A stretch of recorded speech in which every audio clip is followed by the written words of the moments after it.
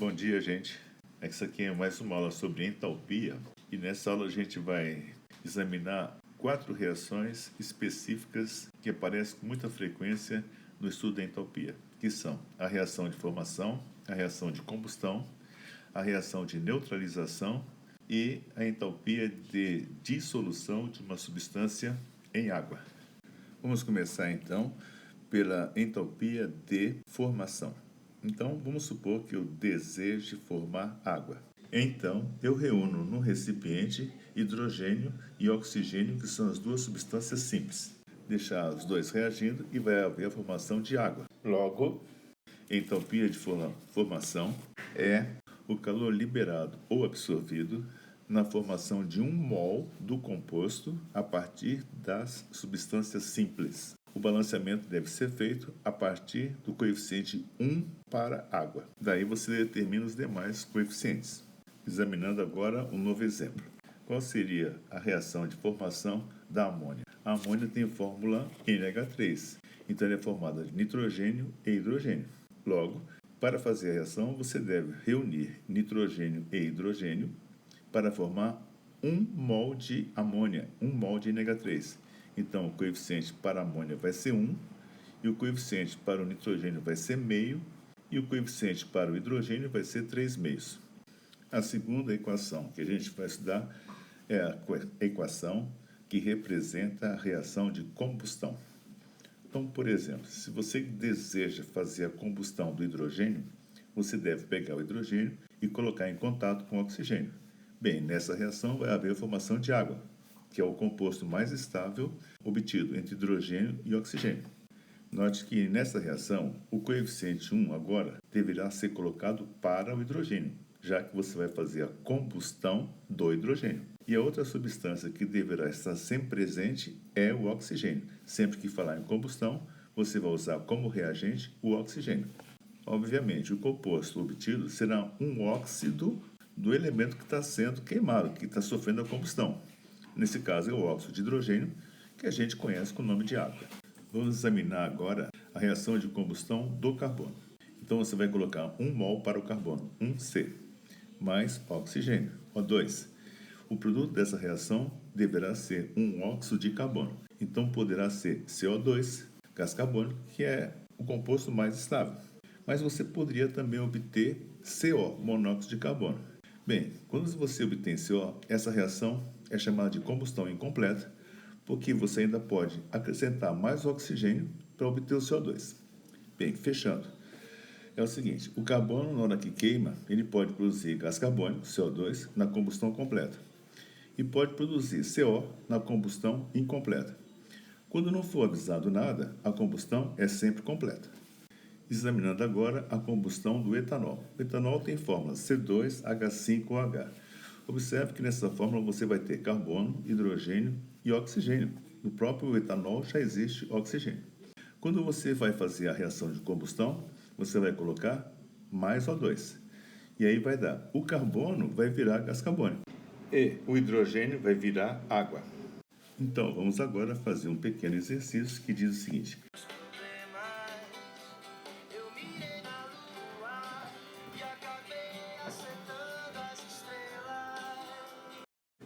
Calcular a variação de entalpia de combustão do etanol.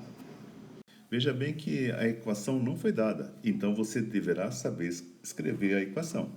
A equação então vai ser assim, C2H5OH, que é a fórmula do etanol, mais O2, vai dar CO2 mais água. E aí vamos fazer o balanceamento. Você vai colocar 1 para a fórmula C2H5OH, que é a fórmula do etanol. E a partir daí você balanceia o resto da equação. Então, quantos carbonos? Tem 2 carbonos, então vai dar 2 CO2. Quantos hidrogênios? Tem 5 mais 1, 6 hidrogênios. Nos reagentes, você vai colocar 3 águas, porque vai ficar assim, 3 vezes 2, 6 hidrogênios. E os oxigênios você vai contar agora quantos oxigênios foram encontrados nos produtos. Você vai ter assim, 2 CO2, então vai dar 2 vezes 2, 4 oxigênios. 3 águas, cada água tem um oxigênio, então são 3 oxigênios. Você vai ter assim 4 mais 3, 7 oxigênios, que deverá estar presente no início da reação. mas já tem um oxigênio na própria fórmula do etanol. Então estão faltando 6 oxigênios. Então você vai colocar 3O2. Depois de balanceada a equação, você vai colocar os valores das entalpias de cada um desses compostos, que foi dado. Então você tem assim, entalpia do etanol, menos 278. Entalpia do oxigênio, substância simples, é zero. Entalpia do CO2, 394, menos 394, vezes 2, porque são 2 CO2. E a entalpia da água, menos 242, vezes 3, porque são 3 águas. Soma todas as entalpias dos reagentes. Somam-se todas as entalpias dos produtos. Calcula o ΔH, sim, entalpia dos produtos, menos a entalpia dos reagentes, que no final vai ser igual a menos 1.236 kJ. Qual é a dificuldade desse exercício? Nenhuma, apenas você deverá saber escrever a equação de combustão. Vejamos agora um segundo exemplo.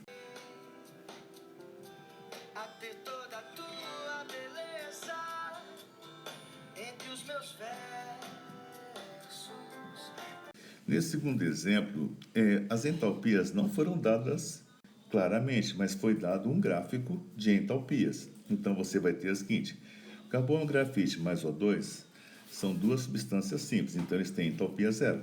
Carbono, diamante mais O2 vai ter entalpia, a soma dos dois vai dar 1,9. Eu sei que o oxigênio é zero, então essa entalpia é apenas do diamante. E no final você vai obter o seguinte composto: CO2, gás carbônico, cuja entalpia é menos 394 kJ por mol. Bom, então você quer saber quanto vale a entalpia representada no gráfico por esta seta de carbono, grafite mais O2, vai sair de 0 até menos 394. O ΔH, a diferença de entalpia entre reagentes e produtos, vai ser exatamente menos 394. Agora, o carbono diamante mais oxigênio dando CO2, o calor liberado é 395,9 kJ. Bem, e finalmente tem mais uma reação que seria do gás carbônico se transformando em carbono, grafite mais O2. Ou seja, essa é a reação invertida da combustão do grafite. Graficamente, você vai observar por essa seta azul que vai ser o valor numérico igual, 394. Só vai trocar o sinal, vai ser agora mais 394. Reação de neutralização.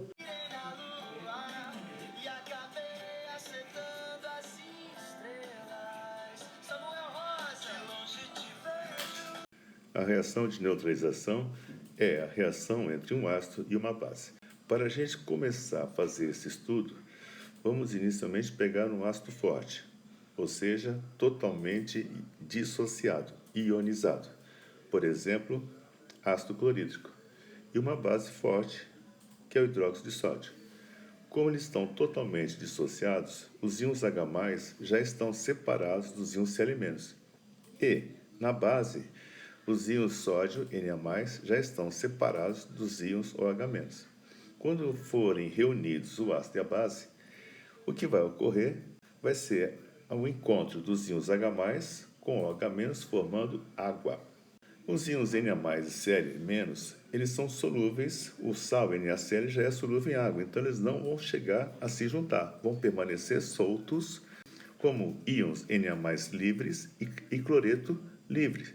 Bem, então na realidade a reação é muito simples, é apenas a reação entre H+ e OH- dando água. Essa reação apresenta um ΔH, um calor, que é igual a menos 57 kJ por mol de H+, ou por mol de OH-.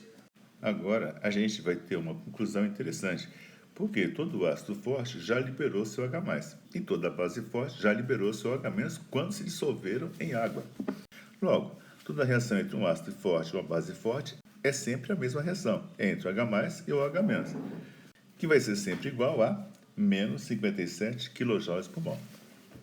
Se houver um ácido fraco ou uma base fraca envolvida, logicamente que esse ΔH não vai se repetir, porque uma parte da energia vai ser usada para produzir a dissociação do ácido ou da base fraca.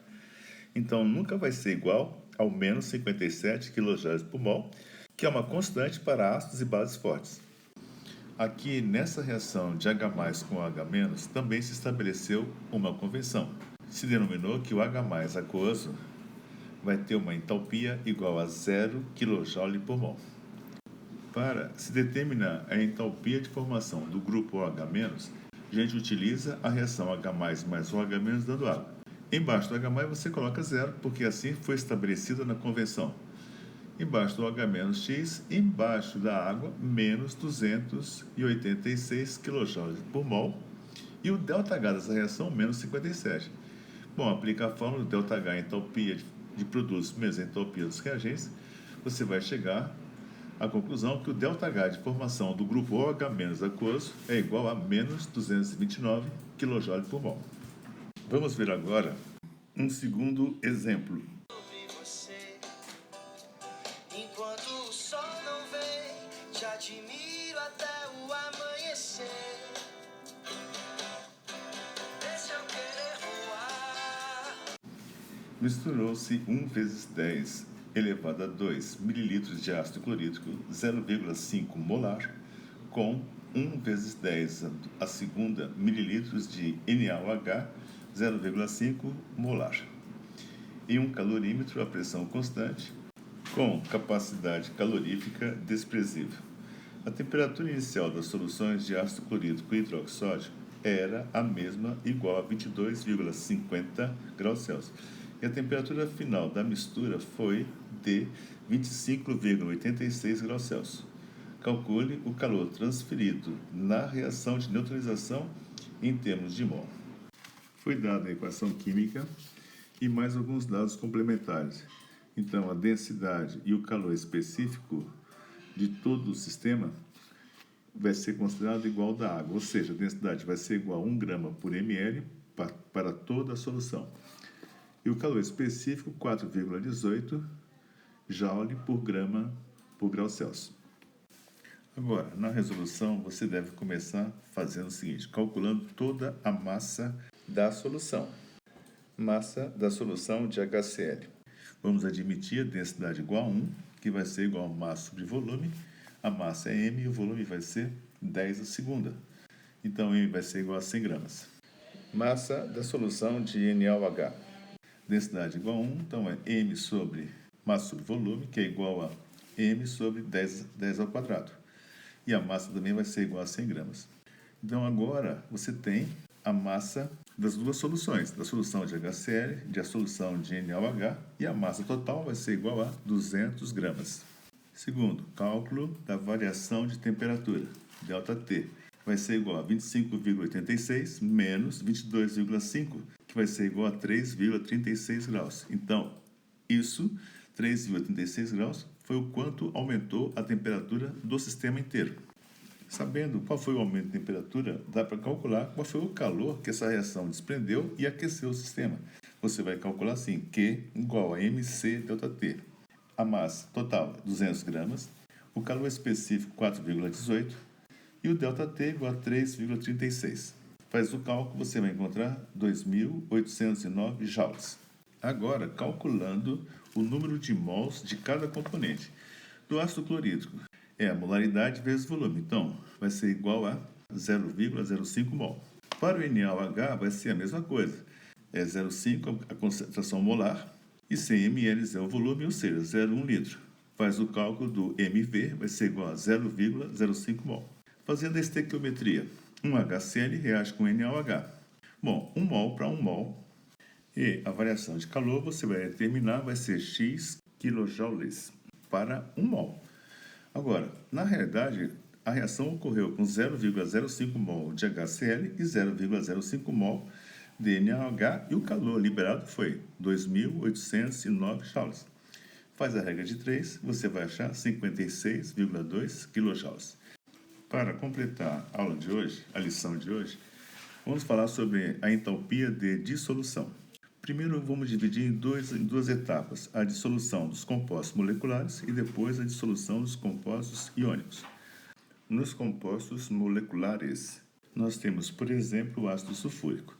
Bem, se você adicionar 1 mol de ácido sulfúrico e 1 mol de água, você vai observar a liberação de 28 kJ. Mas se você colocar 1 mol de ácido sulfúrico e 2 mol de água, você vai observar a liberação de uma quantidade maior de calor. Agora vai ser de 40,9 kJ. Se você colocar 1 mol de ácido sulfúrico e 4 mols de água, você vai observar a liberação de 54,3 kJ por mol. Cada vez que você coloca mais água, quer dizer, mais solvente, que vai aumentando a quantidade de calor. Só que aumenta não na mesma proporção. E vai chegar uma hora que não se percebe mais variação de temperatura. Ou seja, já não está mais alterando no ΔH da reação. Esse ΔH é chamado ΔH de dissolução em diluição infinita.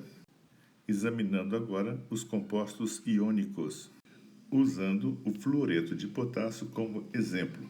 Os íons potássio e fluoreto, então, devem se separar nessa dissolução. Esse fenômeno deve ser dividido em 2 partes. A primeira etapa seria a separação dos íons saindo do estado sólido e indo até o estado gasoso. Essa energia para a separação dos íons se chama energia reticular ou energia da rede cristalina. Agora, cada íon separado vai se dissolver na água e, nesse processo, a água envolve cada íon num processo chamado de solvatação. Esse é um fenômeno exotérmico. Daí, a entalpia de dissolução é igual à entalpia da rede cristalina, cujo ΔH é positivo, e a entalpia de solvatação, cujo ΔH é negativo. Logo, a entalpia de dissolução é igual à soma da entalpia do retículo cristalino e a entalpia de solvatação. Esse processo pareceu um pouco complexo, então se resolveu simplificar adotando-se a seguinte solução. Determina-se a entalpia de formação do composto iônico sozinho e depois determina-se a entalpia de formação do composto iônico dissolvido em água, em solução 1 molar. A diferença vai ser o ΔH de dissolução. Antes de vocês começarem a fazer o exercício, vamos resolver o exercício 9 do grupo 5. O exercício tem o seguinte enunciado. Assim, o poder calorífico é um indicativo do potencial energético dos combustíveis, sendo que a diferença entre o poder calorífico superior, PCS, e o poder calorífico inferior, PCI, equivale à energia necessária para a vaporização da água formada numa reação de combustão completa. Sabe-se que o PCS do metano é 55 megajoule por quilograma e do etanol é 30 megajoules por quilograma. E que a entalpia de vaporização da água é igual ao ΔH de vaporização da água igual a 44 kJ por mol. Letra A. Calcule os valores do PCI, do metano e do etanol em kJ por mol. Então ele quer a resposta em kJ por mol. Depois, letra B. Sabendo que o gás natural é composto principalmente por metano e que os outros componentes possuem PCS muito inferiores ao deste gás, estime a porcentagem em massa de metano presente em um gás natural cujo PCS é igual a 52 megajoules por quilograma. E letra C, explique por que o PCS do metano é muito superior ao do etanol. Beleza? Vamos começar, então vamos ver a resolução? Então, inicialmente, vamos repetir as definições, porque no texto ficou assim muito pouco claro. Assim, foi muito rápido a definição que ele deu. Então vamos lá. O que é o poder calorífico superior?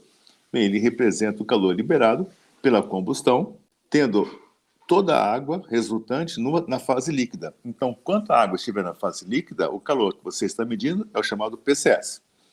Depois, o poder calorífico inferior representa o calor liberado pela combustão, estando toda a água resultante no estado gasoso.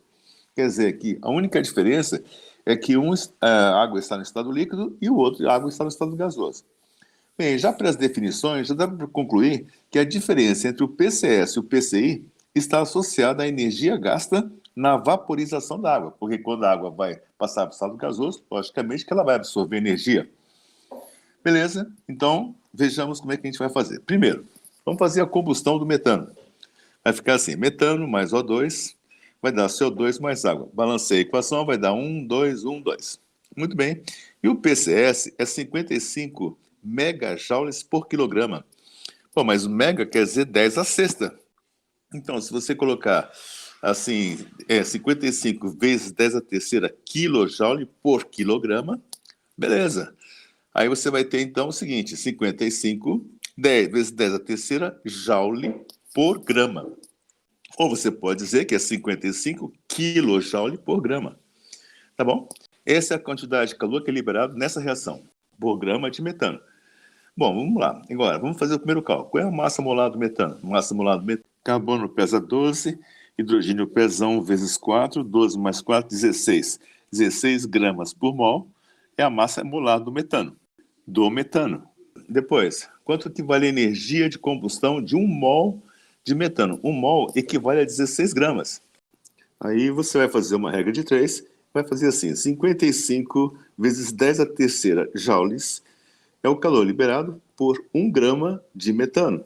Mas como são 16 gramas, então você vai ter liberado X joules. Faz a regra de 3, multiplica em cruz, vai dar 880 vezes 10 a terceira joules por mol, ou 880 quilojoules por mol. Observe que esse resultado foi baseado no primeiro valor, considerando a água no estado líquido. Quer dizer, 55 megajoules por quilograma, dado logo no início, considerando o PCS, ou seja, considerando a água líquida. Tá certo? Então, agora vamos continuar. Quer dizer que a quantidade de calor liberado por mol é 880 quilojoules de energia por mol de metano, certo? Agora, vamos ver quanto de energia a água vai precisar para passar para o estado gasoso. Então, da água líquida para a água gasosa, a quantidade de energia é 44 kJ por mol. Beleza, então um mol exige 44 kJ de energia. Mas na reação, examinando a reação química, a gente vê que são 2 mols de água que se formam. Então, 2 mols de água correspondem a X kJ. E X vai ser igual a 88 kJ. Bem, então agora dá para calcular o PCI, o poder calorífico inferior, que é igual ao PCS menos a energia de vaporização da água. Então vai ficar assim, PCI vai ser igual a 880 menos 88, que vai ser igual a 792 quilojoules por mol. Essa é a primeira resposta. E agora vamos para o próximo. O próximo é o etanol, certo? Então, escrevendo a reação de combustão do etanol, encontra-se 1C2H6O mais 3O2, vamos obter 2CO2 mais 3 águas, agora no estado líquido, tá certo? No estado líquido você vai ter o PCS. E ele fala que é igual a 30 megajoules por quilograma. Muito bem, 30 megajoules por quilograma vai corresponder a 30 vezes 10 a terceira quilojoule por quilograma. Ou você pode dizer que você vai obter 30 vezes 10 a terceira joule por grama, ou 30 quilojoules por grama. Tá bom? Agora eu quero saber o seguinte, quanto é que pesa, qual é a massa molar do etanol? O cálculo é o seguinte, C2H6O. Então vai ficar 12 vezes 2 para o carbono, mais 1 vezes 6 para o hidrogênio, mais 16 vai ser igual a 46 gramas por mol. Bom, então quer dizer que se a energia liberada por grama é igual a 30 vezes 10 a terceira joules do etanol, então você vai fazer a seguinte regra de 3. 30 vezes 10 a terceira joules é o calor liberado na queima de 1 grama de etanol. Então, X joules está para 46 gramas de etanol. Então, X vai ser igual a 1.380 vezes 10 a terceira joule por mol. Ou você pode dizer que é 1.380 kJ por mol. Agora, ali em cima na equação, você vai ter 3 águas, certo? 3 águas. Então, qual vai ser a energia para fazer a vaporização de 3 águas? Então, você vai fazer assim. A água líquida vai se transformar em água gás. E o ΔH é igual a 44 kJ por mol. Então, quer dizer que 1 mol, a água precisa de 44 kJ para poder passar para o estado gasoso. Então, 3 mols vão corresponder a X, né, que é igual a 132 kJ. Agora eu já sei quanta energia foi gasta na vaporização. Então, quanto é que vai valer o PCI? É o PCS menos a energia que foi aproveitada para fazer a vaporização. Então vai ser igual assim, 1.380 menos 132 quilojoules, né?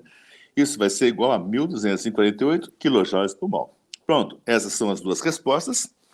Ou seja, quanto que vale o PCI para o metano? Vale 792 quilojoules por mol. E quanto que vale o PCI para o etanol? Vale 1.248 quilojoules por mol. Você deve notar que nesse exercício, a única dificuldade que foi colocada é que ele colocou numa unidade megajoule por quilograma. Então, e depois ele queria a resposta em quilojoules por mol. Então, a dificuldade que efetivamente ocorreu aqui, ela é, primeiro, a clareza do enunciado, que não é muito boa. E a segunda é de fazer as transformações. Não, tudo bem. Na segunda parte, ele quer saber o seguinte. A letra B, ele pergunta o seguinte: sabendo que o gás natural é composto principalmente por metano e que os outros componentes possuem PCS muito inferiores ao deste gás, estime a porcentagem em massa de metano presente em um gás natural, cujo PCS é igual a 52 megajoules por quilograma. Veja bem que nesse exercício, ele está falando de um gás natural. Falou que gás natural tem metano e tem outros gases. E que o PCS dos gases é muito inferior. Mas esse muito inferior quer dizer o quê? Desprezível? Bom, vamos considerar como sendo desprezível, porque não tem outra maneira. Ele quer saber o seguinte: então, qual seria a porcentagem de metano nesse gás natural? Bom, você sabe o seguinte: qual que é o PCS do metano quando ele é puro? Então, se esse gás natural fosse feito só de metano, 55 megajoule por quilograma, né? 55, seria o PCS se houvesse apenas metano, fosse 100% de metano. Bom, mas como deu 52 megajoules por quilograma, isso vai corresponder a quanto por cento de metano? Considerando que os outros gases não contribuem com mais nada.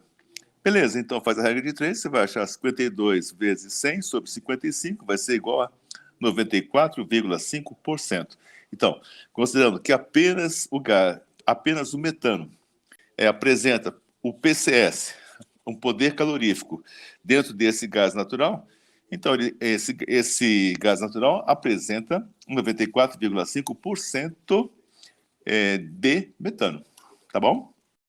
Agora, a última parte desse exercício, ele quer saber o seguinte, na letra C. Ele fala assim: explique por que o PCS do metano é muito superior ao PCS do etanol. Bom, vamos dar uma olhadinha aqui. No próprio enunciado dá para ver. Um é 55 megajoule por quilograma para o metano e o outro é 30 megajoules por quilograma para o etanol. Então, um é 55, o outro é 30, quer dizer, quase o dobro. Bom, mas veja bem que essa resposta aqui, ele quer saber por grama, né? Por quilograma. Então, não é exatamente por mol, mas de qualquer forma, é o seguinte: já de cara você deve saber que a massa do etanol ele é maior. Mas não é só por o fato de ter uma massa maior por quilograma. Bom, mas o primeiro passo, então, é você saber o seguinte: o que acontece durante a reação. Bem, durante a reação, o que ocorre é que o carbono vai virar gás carbônico, é um óxido.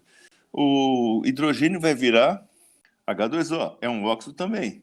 Então, quer dizer que vão se formar óxidos, que são substâncias muito estáveis.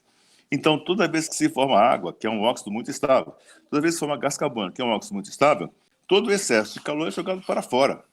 E na própria fórmula do etanol já tem um oxigênio. Isso significa que esse oxigênio ele vai contribuir com a massa, mas ele não vai contribuir para uma liberação maior de calor. Então, a gente poderia fazer uma comparação apenas relacionando o número de moléculas de O2 pela massa do composto. Então, no caso do metano, ficaria assim. No metano, você vai fazer a reação CH4 mais 2O2. Então, a relação entre o número de mols de O2 e a massa do metano, 2 para 16 é igual a 0,125 mol por grama. Quer dizer, você vai ter 0,125 mols de O2 por grama de metano. E já no caso do etanol, você vai ter o seguinte: vai ser o número de mols de O2 que reage, né, com o etanol, vai ser 3 mols para 46 gramas, que é a massa molar, que é a massa de 1 mol de etanol. Essa conta vai dar 0,06 mol por grama. Bem, então o negócio é o seguinte: no caso do metano, você vai gastar mais oxigênios por grama de metano. E no caso do etanol, você vai gastar menos oxigênio, bem menos, porque vai ser 0,06 mol por grama de etanol. Lógico, se você vai gastar menos oxigênio, quer dizer que vai formar menos óxidos, proporcionalmente falando, por grama, tá certo? Naturalmente, aquela reação que vai consumir mais oxigênio é aquela que vai formar mais óxidos e aquela que vai liberar a maior quantidade de calor. Beleza? Então, por hoje é só. Agora vamos começar a fazer os exercícios. Na lua e acabei acertando as estrelas. Deixa eu querer voar, enfrentar meus problemas. Eu mirei na lua e acabei